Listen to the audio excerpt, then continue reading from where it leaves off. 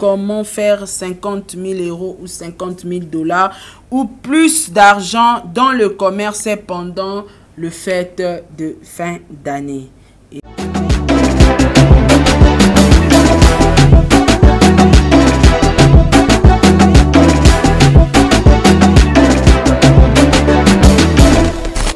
Salut, bienvenue dans votre émission Parlons du business.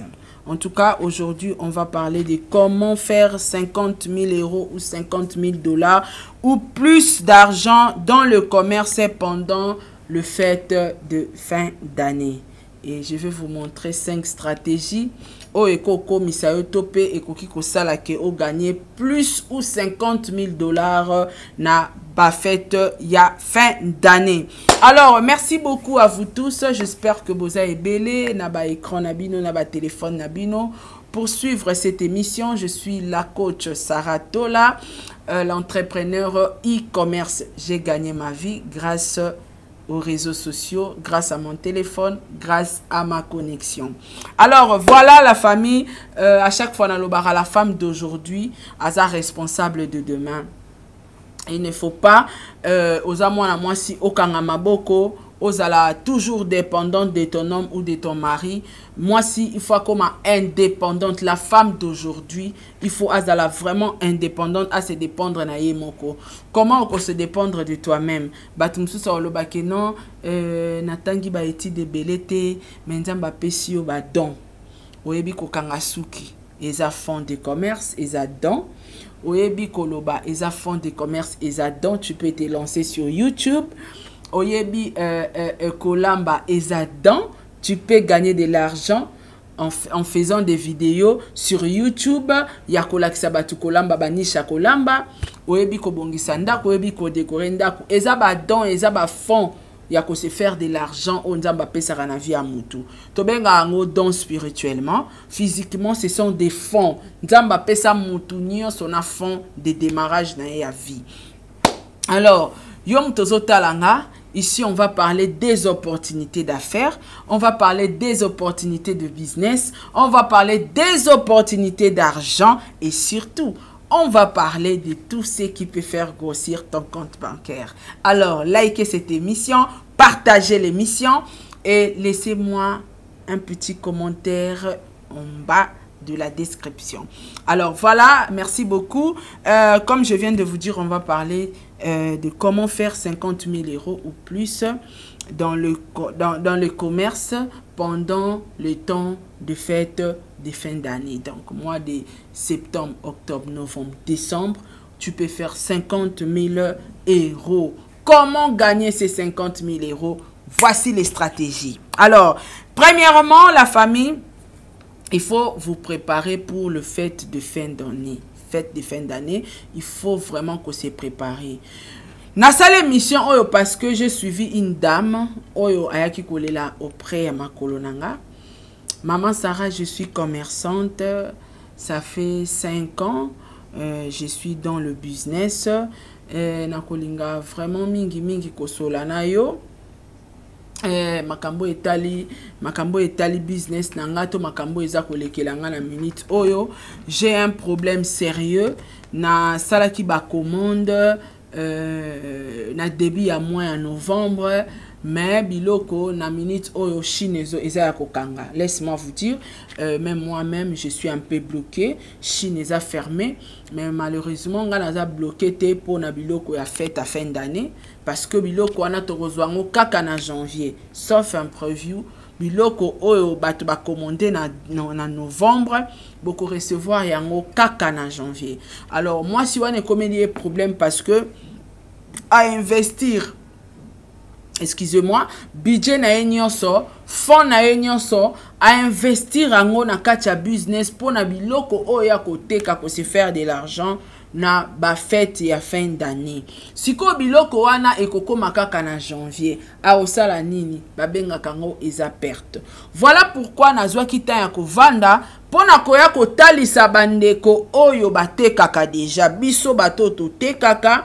Ba stratégie to pendenge nini okoki ko organiser qu'on s'organiser pour na ba vente ya ba fête ya fin d'année. Alors voilà pourquoi na concevoir émission oyo ezalaki justement pour na bateau balingaka ko se faire de l'argent. Vous saviez na mois de décembre na bateau bateka te bakoma akoteka.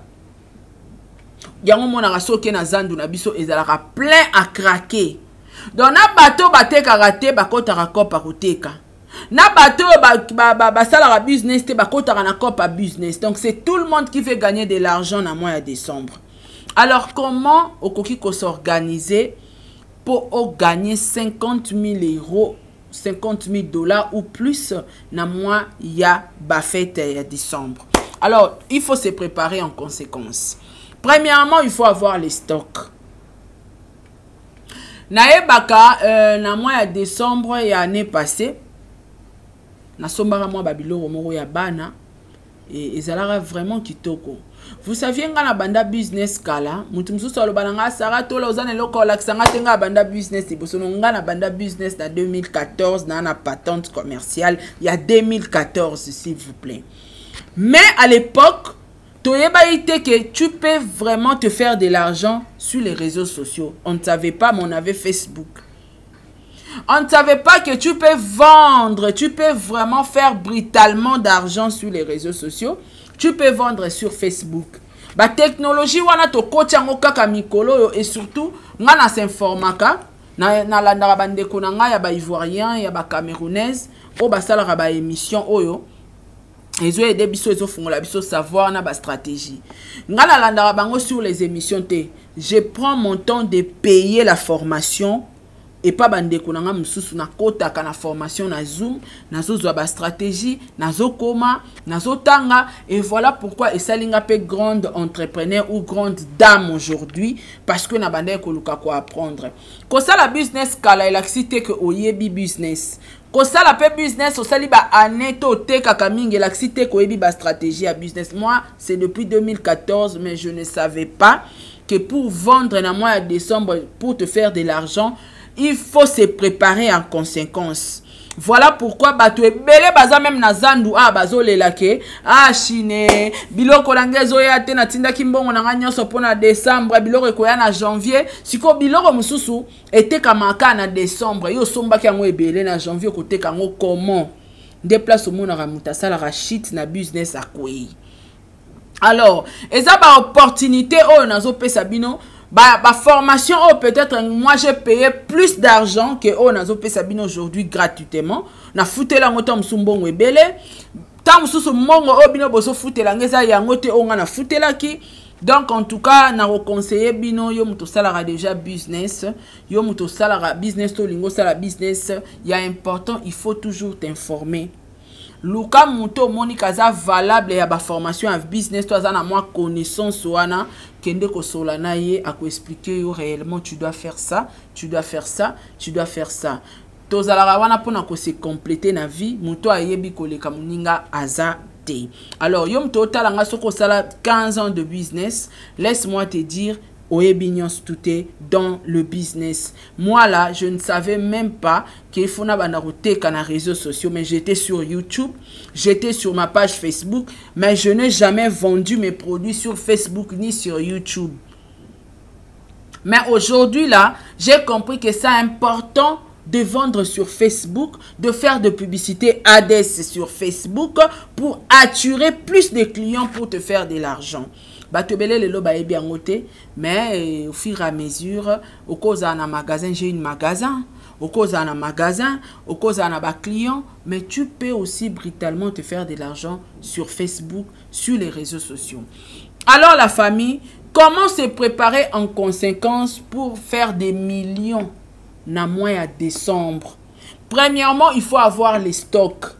Je venais de dire que Ngamoko année passée na zaki na ba stock incomplet, mais na sombaka na saka voyage moko na sombara babiloko penza ya bana ya kitoko et comment qui na bande côté quand on a ba client nanga on a mesana côté ka à la groupe nanga ya WhatsApp o ya vente on a te que la ba client so biloko nange na postara na kati. Alors ezalaki très difficile batu ba koma ina posta ya biloko mais stock ezalaki limité. Moyen na sala pe commande rapidement ezalaki te à partir il y a le 15 décembre déjà biloko nange silaki. Alors, décembre mobimba na te quitté parce que na te kaki déjà le 15 décembre stock ici là qui. Alors, s'il faut te faire de l'argent, na ba période ya ba fête, en tout cas, il faut avoir des stocks. Il faut prévenir. Il faut miser ton argent. Vraiment, il faut miser ton argent. Vous saviez une chose, hein? Sur Alibaba, dès na auto loba l'autre fois na émission moko, ezana batu mususu akanti azo solo na fournisseur ma o solo la na intermédiaire ya cliente na fournisseur biloko eza $4 intermédiaire a ebisio $11 au fouti pas intermédiaire a sombeli yo na usine et pas grand fournisseur et puis ba livrer yo donc yo mutoko perdre. Donc dans le business il faut linga pe ba orienter yo ba lakisa yo parce que toyebi nyos touté.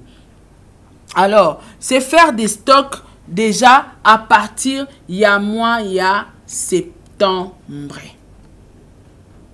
Na septembre bandi ba commande na yo. Parce que quand ça la commande na mois novembre, octobre, novembre, c'est compliqué hein la famille. C'est compliqué que ça les commande pas chinois. Au sengi babilo mo ya qualité. A opeso qualité ka wana parce que so qualité wana esili na délai à temps oyo senga kie bako koti selono bakimpwaka na babilo moko eza na qualité malamu te parce que na décembre tout le monde veut vendre, même ceux qui ne vendent pas, même ceux qui ne sont pas des commerçants balinga ka bateka na mois de décembre parce que l'argent circule brutalement na mois de décembre. Même ba produit était kamaka mingi na mois de décembre, même les fournisseurs bazara na ba problème en stock na mois de décembre parce que batu ba salaka vraiment ba commande. Alors ceux qui olingi o se préparer pour na o sala ba millions d'argent na mois de décembre, premièrement il faut o sala stock. Donc au bibisi mbongo na o ebele au sombi ba marchandise na yo malembe au salib stock ya biloko ebele. Alors le temps est long wakana Chine et ya kana mboka oyoza ça peut te prendre 1 mois ou 1 mois et demi. Dis-moi ce sombaki na septembre to na octobre et au sombaki na septembre pardon ba livre biloko na octobre. Déjà na novembre oza na stock complet na yo na kati ya magasin to na kati ya ndako. O bandi siko promotion na on a début novembre ou bien oui o bandi promotion na on a début novembre. O bandi ba publicité ADS sur Facebook. O bandi ba publicité sur TikTok, sur Instagram, tu postes partout. Ozo sala ba makelele partout parce que dans le business la promotion aussi compte hein. La promotion compte, c'est très important. Ils ont compté ma casse management, ça compte aussi. Alors, si vous avez un stock, à partir déjà, il y a le 1er novembre, au bandi ba publicité, au bandi ko poster, au bandi ko teka. Novembre, biloko za na stock na yo côté qui si ça oti décembre, ata le 28 décembre, stock ici parce que na janvier, c'est la source importante. Ozana ba facilité à gagner $50,000 ou plus. Ce que Bimisimbo on a dépensé pour avoir plus de stock. Alors, le deuxième point, et là on soupe na ko épingler na obaxi la bino pe awa et ça que so oza na makoki ya recommandé sur Alibaba te, oza na ba client pendate, oza débutante, oza na fonte, ngala na insistara na likambo yo, ça sert à rien oya Alibaba. Luka ba grossiste ya ba niche olingo teka. So keza ba sapata bana ya ba fête, so keza bilamba bana ya ba fête, kende ko luka ba grossiste na zandu, kende ko luka ba grossiste par-ci par-là, somba biloko, somba ngo pa en stock, po ba grossiste pe silaka. Somba ngo pe en stock, au sombi et permettre à partir à les 20 au bandit dans le côté canayo, au ko se faire payer de l'argent.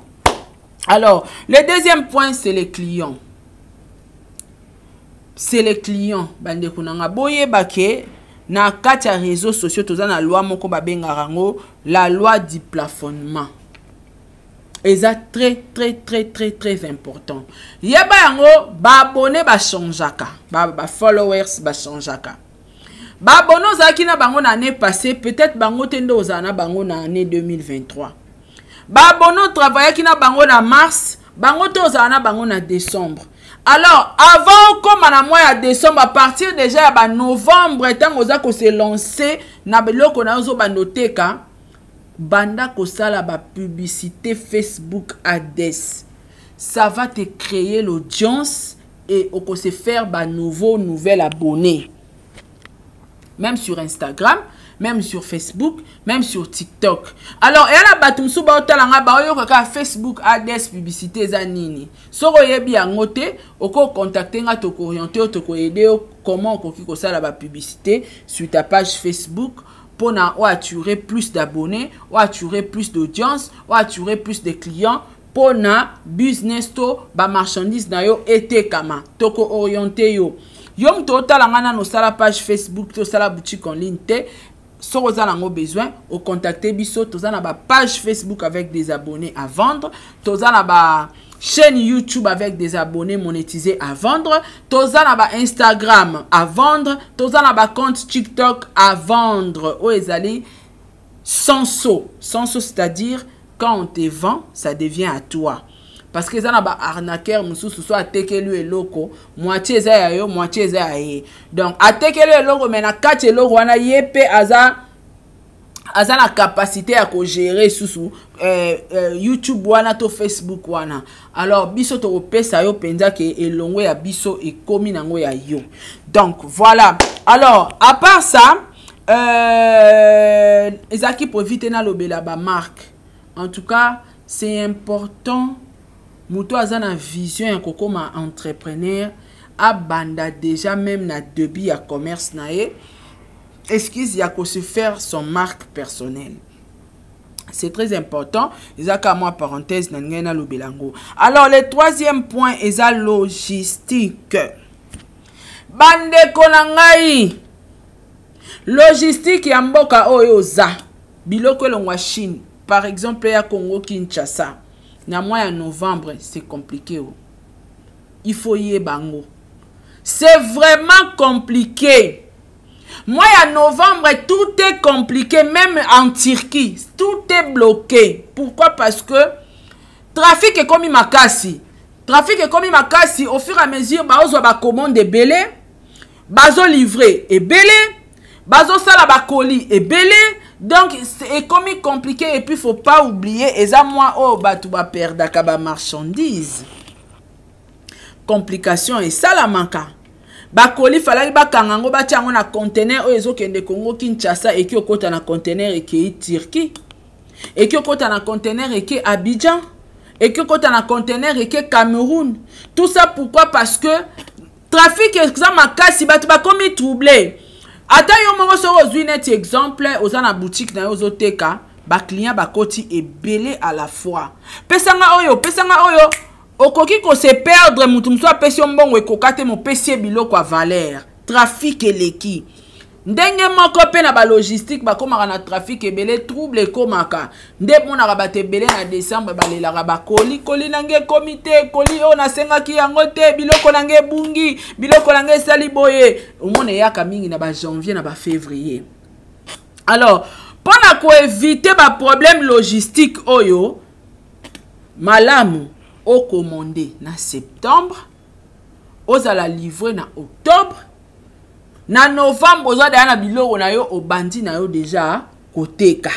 C'est vraiment important. Mouto alingi vraiment à se faire de l'argent. Mouto alingi à sala mbongo à simba 100 000, plus de 100 000 $. Ça dépend ya babiloko oyo koteka na mbongo oyo ko miser na stock. En tout cas, si tu veux gagner plus de 50 000 $, 100 000 $ dans mois de décembre, ça dépend que de toi et la stratégie au nazo la kisao awa. En tout cas, ce qu'on exécuter en tu n'auras pas de problème. Et comme à coup tu vas camarade na obote karana bango même produit, yo comme ils sont grossistes na bango parce que ba raisonna qui sur stock té. basomba biloko sur stock te biloko na bango esili bamoni ke yo za nango yo komi sous grossiste ya ba master na parce que pourquoi ba cliente na ye ba comme déranger. Alors, c'est très important, il y a que se lancer dans la stratégie on a pesibino pour se faire de l'argent na période ya ba fête et ça vraiment très important. Alors, yom tozo talanga, yom tozo occasion ya kolanda vraiment émission oyo. Olingara business, au salara business, olingi vraiment on se lancer dans le business, n'hésitez pas à nous contacter, on va t'orienter. Toza déjà na mois de novembre, c'est difficile pour commander. Na yo muto talango lingo kota na business olingi oyi bata mwambongo ezoleka na mois de décembre. Luka ba fournisseur ba grossiste na mboka oyoza. Ça sert à rien de commander parce que Aero Logistique est comme saturé, tu risques de perdre ton argent, tu risques d'être livré na ba produit au sepela nangote à qualité oyo linga quitté parce que comme pressé et biloko tam sous stock pay na ba usine sili ba opesa oka oyo ekozala sur place wana ça sert à rien.